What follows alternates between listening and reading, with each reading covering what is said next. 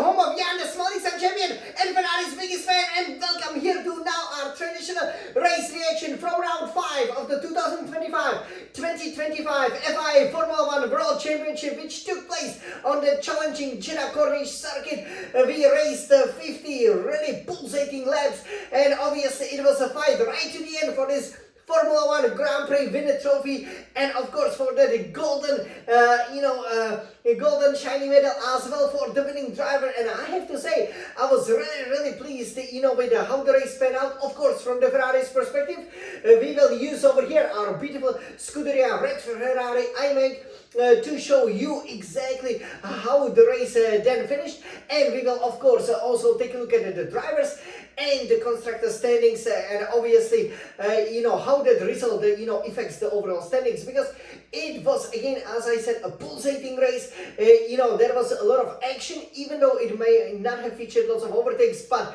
definitely I think it's like there were so many fireworks, they were set off with so many sparkles. I think you've seen the first sparkles start to fly in the championship battle for the 2025, especially the driver's title. What do you think? That's right. So over here, what can we tell you? We obviously started a bit of a back foot. This is obviously the last race of the first triple header of the season, and I was pleased, that obviously some of the new upgrades were working, but clearly, the team in orange, did hold the advantage. But when it came to qualifying, it's again incredibly close. And you could actually see, several drivers, really going for it, especially, the top 4 drivers in terms of, the pace in qualifying. But one of them made a big mistake, right? Which was obviously Lando Norris, which is great, which is why, for example, this race is actually the best Grand Prix result of the season, even though, again, it leaves a lot to be desired by, of course, Ferrari's championship winning standards. But, because of the Norris's crash in qualifying 3, it meant that he started 10th. Verstappen pulled, some magic, even though I would say he was just measured around the lap, while a guy like Piastri, for example, had the car underneath him, and as a result, Verstappen started first. Second was then for Piastri, who was expected to be on pole position, and obviously, after that, you did have George Russell producing good lap for Mercedes-Benz being third, and then having Charles Leclerc fourth. I thought Lewis Hamilton would be sixth for Ferrari, but sadly he was beat by Carlos Sainz, so we line up 4th and 7th. And this time, unlike for example in Bahrain, where most of the drivers started on soft tires, here most of the drivers opted for the mediums, apart from Norris, who started on hard. So from our perspective of the Scuderia Ferrari, I thought the Bahrain strategy was really on it. That's actually how I usually race the races, which obviously you can definitely check out on this amazing YouTube channel. And I think it's a really good strategy, because you start kind of on a slower tire, but especially the medium then gives you the option. For example, if you can extend it, you could potentially go to the soft, right? And if you just maybe stick to the original strategy, you can go to the hard tires, especially on the Jeddah Corniche circuit, which obviously is fast, super flowing, but surprisingly it is not abrasive at all. It's super smooth, but it is still super grippy. But basically for the tires, it means that it is a very straightforward one-stopper race, because you do not need to worry about the tire degradation that much. So when the race started, we were starting from 4th and 7th. I was pretty happy to find ourselves 4th and 6th. Charles Leclerc got a pretty good launch over there. Andrea Kimi Antonelli tried to attack him, but obviously, he ran off the road, and he duly returned the place as he should have. That's a good sportsmanship, obviously, which was not shown, at the front of the field, and that basically decided the race, because you've seen that sparkles fly as Piastri gotten a better start than Verstappen over here, a little bit like, what basically Leclerc kind of, did to the Mercedes, right? So starting from the dirty side of the grid, but because you have to understand, basically the pole sitter starts on the right hand side, and if you are the even car number, like 2nd, 4th, 6th, you start on the left hand side, but the first then goes left, right? So normally, for example, like the way it's done in the most circuits, right? I mean, it's kind of the other way around, right? But here, because the racing line is on the right hand side, that's where the pole sitter starts, but it gives the second place driver a really good opportunity, to claim the the inside line heading into turn 1. This is exactly what happened, but unlike with Antonelli and Leclerc, Verstappen simply cut the corner. Again, the cheating was right on a display. Julie got in a 5-second time penalty because he hasn't returned the position, of course, to Piastri, because he's a sore loser, as we know, since, he's been in Formula 1. And of course, that it gave us the opportunity, to maybe even fight for a victory, because obviously here in the race reaction, we also look at it from the Ferrari's perspective predominantly, and how we could have won. So clearly, in terms of qualifying, Hamilton should have definitely qualified where Leclerc was. I believe for Charles, being 2-3 tenths behind was not a bad result, but he definitely could have been a bit quicker, maybe being third, and then being right behind, especially after the start, being right behind Piastri, being right behind Verstappen would have been very, very important, because, that way, you could see that the McLaren was struggling in the dirty air, right? And we couldn't overtake Russell once we were behind him. But perhaps, we would be able to go with them.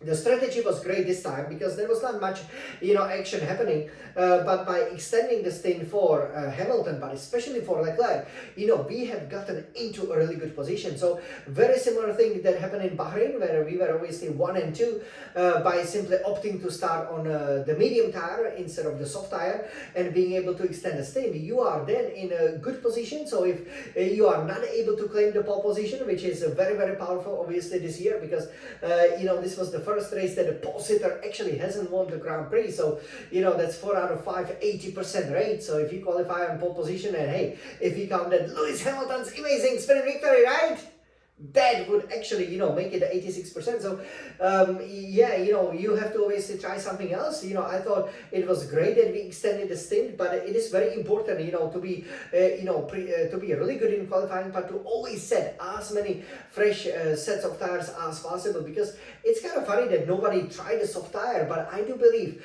once we were getting to lap like 30, 31, 32, where we stopped Leclerc, we could have extended it because the pace was good, right? So Piastri, so basically what happened was, that Verstappen got a 5-second time penalty. He didn't let Piastri go, right? So, at the pit stops, obviously the positions are reversed because Piastri was able to keep it in a second or two off. Russell dropped back, but so did Leclerc. But then once, Russell stopped, and then obviously Piastri and Verstappen, Leclerc, was able to lead, right? And then what happened was that Norris, obviously starting from 10th, he started on the hard tires, so he was second. But the difference between basically Leclerc and Norris stayed kind of the same, 3 to 5 seconds, mostly, at about 3.5 seconds. And, Norris wasn't making really any impression on Leclerc, who wasn't suffering from the tire degradation. And Piastri was only slowly catching, Norris maybe by, half a second or just few tenths a lap. So, why not extend it more and then go on a soft tires, which allow you to be,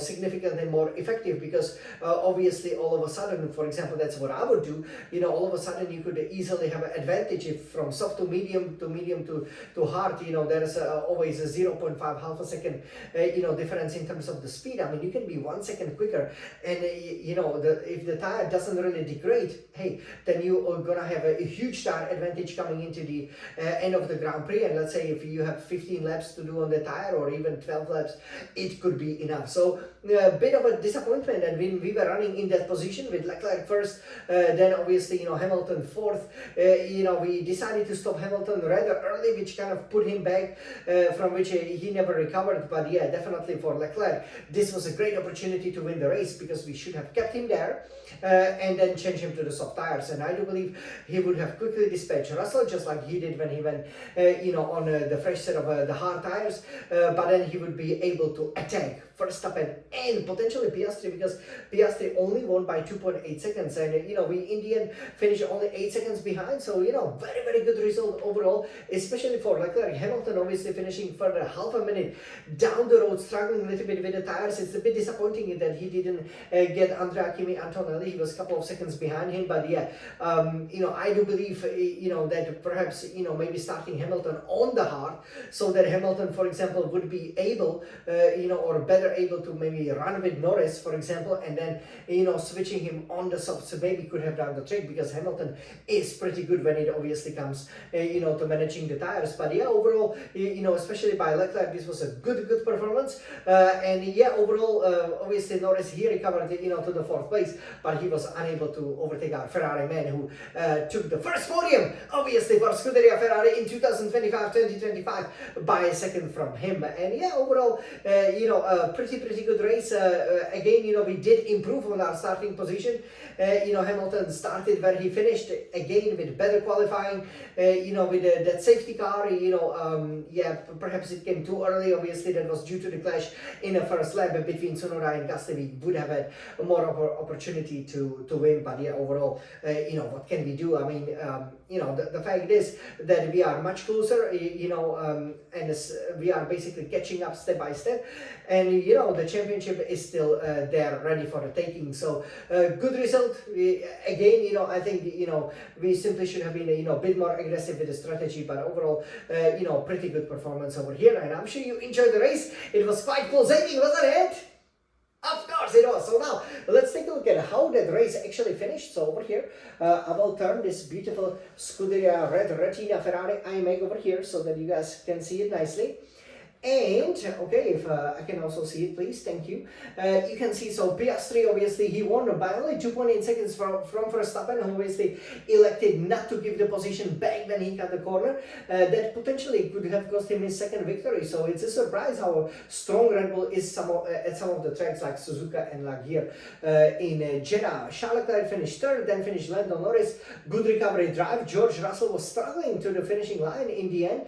5th, 6th, Andrea Kimi Antonelli, Lewis Hamilton 7th. I believe, you know, Lewis could have easily finished 5th. You know, perhaps if we extended the stint with him a little bit more, then he would have more of a tire upset, and he could have overtaken definitely Antonelli and ailing Russell. Carlos Sainz finished 8th, that's a good haul of points for him, and finally ahead of Alexander Albon, who finished 9th. Isaac Hadjar 10th, continuing to impress for Racing Bull. So yeah, good race, you know, by overall, but again, you know, we obviously expected more. So let's take a look at the driver standings.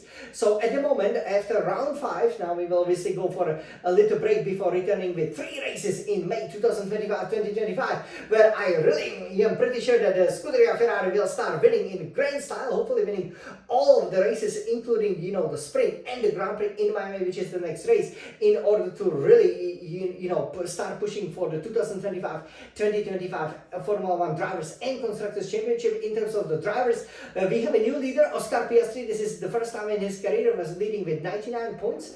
Then we have second Lando Norris, 89 points. His teammate, he must be really disappointed about what is happening. And third, Max Verstappen. His cheating cost him the chance to lead the championship. He's on 87 points. Then if we go further down, so George Russell, you know, 4th with 73 points, and then we have Charles Leclerc, 5th, 47 points. So Leclerc is slowly but surely catching up to Russell, and Russell should definitely be his objective here for Miami. 6th, then Andrea Kimi Antonelli, 38 points, and 7th, Lewis Hamilton, 31 points. Sprint is coming up. I definitely do believe that if we can run the car lower, we have a great chance, you know, to win the sprint, and this is a great chance for Lewis Hamilton to overtake Antonelli, just like we hope Leclerc will overtake Russell. By the way, look at it, you know, that a nice touch of changing the colors. You see, I haven't noticed that actually in this official Formula 1 driver standings. So then, how does the standing after the 5th race look below us, or behind us rather?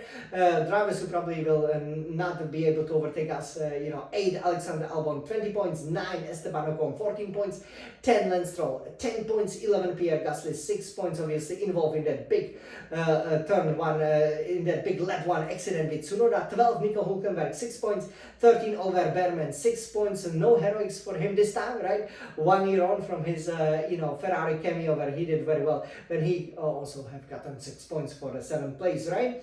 14 Isaac Hadjar, 5 points, 15 Carlos Sainz, now at 5 points, 16 Yuki Tsunoda, 5 points, and still without a point. 17 Fernando Alonso, 0 points. Is the retirement coming? Hopefully.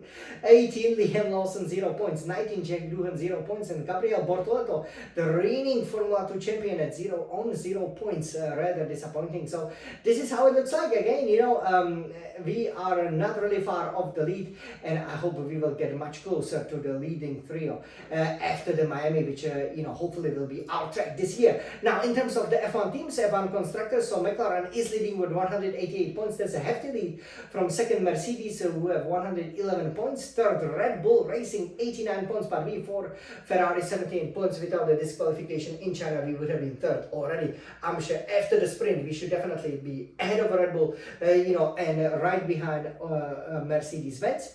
Fifth is then Williams with 25 points, 6 Haas 20 points, 7th Aston Martin 10 points, 8 Racing Bull 8 points, 9 Alpine 6 points, and 10 Kick Sauber 6 points. Not much change.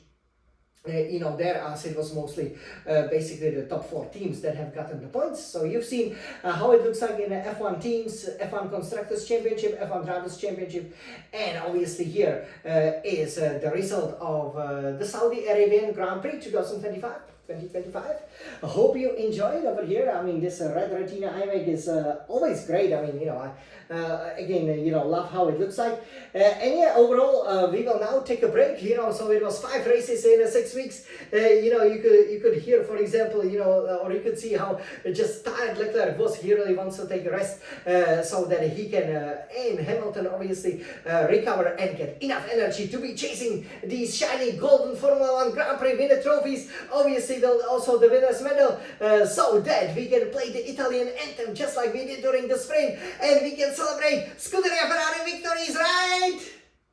Forza Ferrari! So over here, I hope you enjoyed this race reaction over here. You know, I have to say, you know, the track looks magnificent, great fireworks show. You know, we enjoyed the 2-night races and obviously the first triple header of the season, all happening in April, and we cannot wait to see what will happen in May, June, July, August, September, October, November, December, as the 2025 season is now in its full swing. It's so exciting. We are definitely in the title hunt. Let's go, Forza Ferrari! Let's go! Let's recover and let's now then go to Miami, the sprint Miami, and show everybody that in the scorching red hot weather, the red is the color. Forza Ferrari!